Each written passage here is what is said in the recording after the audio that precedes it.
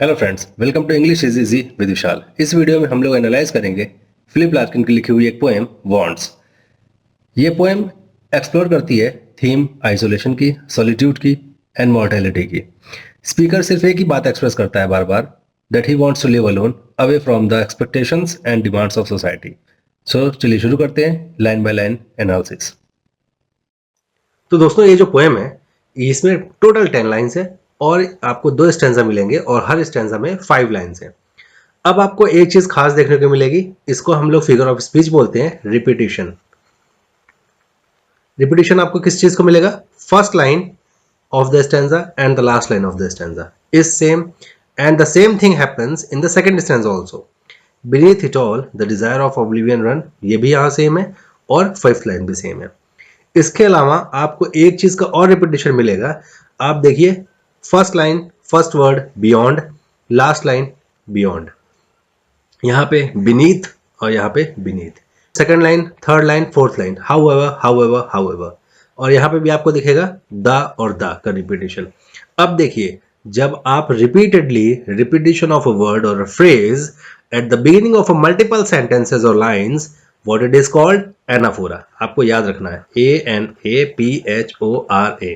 ठीक है, तो एक ही वर्ड यहाँ पे however 3 bar, beyond 2 bar, beneath 2 bar, the 2 बार। ठीक है, तो यहाँ पे आपको क्या मिल रहा है? Figure of speech anaphora. I am going to repeat the definition. Repetition of a word or a phrase at the beginning of a sentence multiple times. So let's start the analysis line by line. Beyond all this, the wish to be alone. अब first line ही है जो बहुत ही simple statement है। Larkin बोल रहे हैं यहाँ पे कि एक इंसान है, उसको सब कुछ मिल जाए बट इसके बियॉन्ड भी उसको सिर्फ एक चीज चाहिए। हम जो भी चीज विश करते हैं इस दुनियादारी की, हर चीज, चाहे वो हैप्पीनेस हो, डिजायर हो, किसी तरह की कॉम्प्लिकेशंस हो, नाराजगी हो किसी से, कुछ भी है जो आप सोच सकते हैं, दोस्ती यारी रिश्तेदारी, सब कुछ एक तरफ और एक विश एक तरफ उस इंसान की, वो क्या है? ऑल दिस में ये सब कुछ आ गया। ठीक है, इन ऑल दिस के बियॉन्ड एक विश है, वो क्या है? To be alone. हमको अकेला रहना पसंद है। अब जो आगे की 3 लाइन है उसमें वो लिस्ट दे रहे हैं हाउएवर हाउएवर हाउएवर में। अगर आप इंग्लिश में हाउएवर का इस्तेमाल जानते हैं तो वो तब होता है जब हम अपनी ये बात को कॉन्ट्राडिक्ट करते हैं। हाउएवर देखिए यहाँ पे यूज हुआ है कि भाई साहब विश तो चाहिए, विश तो है अकेले रहने की, बट हम कर नहीं पा रहे हैं इन 3 वजह से। पहली क्या है? The sky grows dark with the invitation card. अब ये थोड़ा सा एग्जेजरेशन है, हाइपरबोल है कि भाई साहब अगर इन्विटेशन कार्ड इतना ज्यादा आता है कि अगर वो ना आए तो आसमान ही काला पड़ जाए। कहने का क्या मतलब है? ये आते ही जाते हैं, आते ही जाते हैं। अपनी बात को कॉन्ट्रडिक्ट करते हुए वो फिर से कह रहे हैं कि वो खुद और rest of the humanity in 3 चीजों के आगे, आगे की लाइंस में जो आएंगी उनसे वो बच नहीं पाए। पहली चीज क्या है? वो बोलते हैं ये इन्विटेशन कार्ड है, ये इंसान का टाइम खा जाते हैं। ठीक है, इन्विटेशन कार्ड क्या करते हैं? इंसान का टाइम खा जाते हैं। कैसे? आपको ये इन्विटेशन कार्ड कहीं ना कहीं प्रेजेंट होने के लिए मजबूर करते हैं। इनके बिना स्काई भी डार्क हो जाए। ये एक पोएटिक तरीका है ये कहने का कि एक के बाद एक आते ही जाते हैं और कभी नहीं रुकते। कोई ना कोई आपको कहीं ना कहीं प्रेजेंट होने के लिए कुछ करने की डिमांड लेकर आपके गेट पे एक कार्ड लेके खड़ा ही हो जाता है। ये कहने का मतलब है। नेक्स्ट लाइन में क्या बोल रहे हैं? However, we follow the printed directions of sex. यहाँ पे ये कहने का मतलब है कि हम उस फॉर्मेट को, उस प्रोग्राम्ड तरीकों को फॉलो करते रहते हैं और अलग अलग तरह का नाम दे दिया है, गर्लफ्रेंड, शादी, या वो जो तरीका है जो अपनी ह्यूमन नीड्स हैं, ठीक है, उसको पाने के लिए हम एक फॉर्मेट पे चलते रहते हैं। तो क्या कह रहे हैं कि जो भी वो रिएक्ट करता है for the need of sex, his actions are replanned, reprinted, clear and followed by all. वो सोसाइटी हमारे ऊपर थोप देती है। तीसरा चीज क्या कह रहा है? However, the family is photographed under the flagstaff. अब अगली लाइन में वो ये बोल रहे हैं कि वो तीसरी चीज क्या बोल रहे हैं? पहली में उन्होंने इन्विटेशन कार्ड बोला, दूसरे में उन्होंने direct printed directions of sex बोला, तीसरी लाइन में क्या कह रहे हैं? Under the family flag staff. वो है, हम जब इस अर्थ पे आते हैं, आते ही ऑटोमेटिकली हम एक फ्लैग के नीचे आ जाते हैं, एक फ्लैग पोल के नीचे आ जाते हैं। दोस्त यार, पार्टनर्स, फैमिली, ये वो लोग हैं जो आदमी को अकेला नहीं छोड़ते। तो ये जो फ्लैग पोल है ये आपको पकड़ा दिया जाता है सेंस ऑफ ड्यूटी की तरह कि आपको आपकी वाइफ के लिए ये करना है, बेटे के लिए ये करना है, दोस्त के लिए, पेरेंट्स के लिए ये करना है, रिलेटिव्स के लिए कुछ और करना है, सिबलिंग्स के लिए कुछ और करना है। इस तरह से ये लोग आपको पकड़ के रखते हैं और अकेला नहीं छोड़ते। और इसी की वजह से आप एक फैमिली फ्लैग के अंदर आ जाते हो। लास्ट लाइन में लार्किन एक बार फिर अपनी फर्स्ट लाइन रिपीट करते हैं और ये आपको इम्फेसाइज कर रहे हैं, EMPHASIZED इम्फेसाइज कर रहे हैं, कह रहे हैं कि भाई साहब the solitude that the first line has and the last line has, the person only want that thing in his life, जिसको बोलते हैं ना सुकून, इत्मीनान, ठीक है ना, वो ये यहाँ पे विश कर रहे हैं कि वो एक आदमी के पास आ जाए। यहाँ पे एक बार फिर से आपको फर्स्ट लाइन और लास्ट लाइन रिपीट होते हुए दिखेगी like the previous stanza.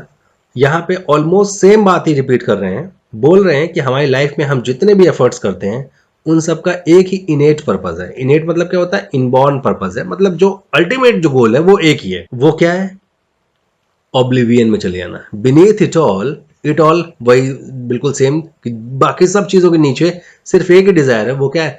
Oblivion में चले जाना। ऑब्लिवियन में जाने का क्या इंटरप्रिटेशन है? मैं आपको दो इंटरप्रिटेशन है, दोनों बता देता हूँ।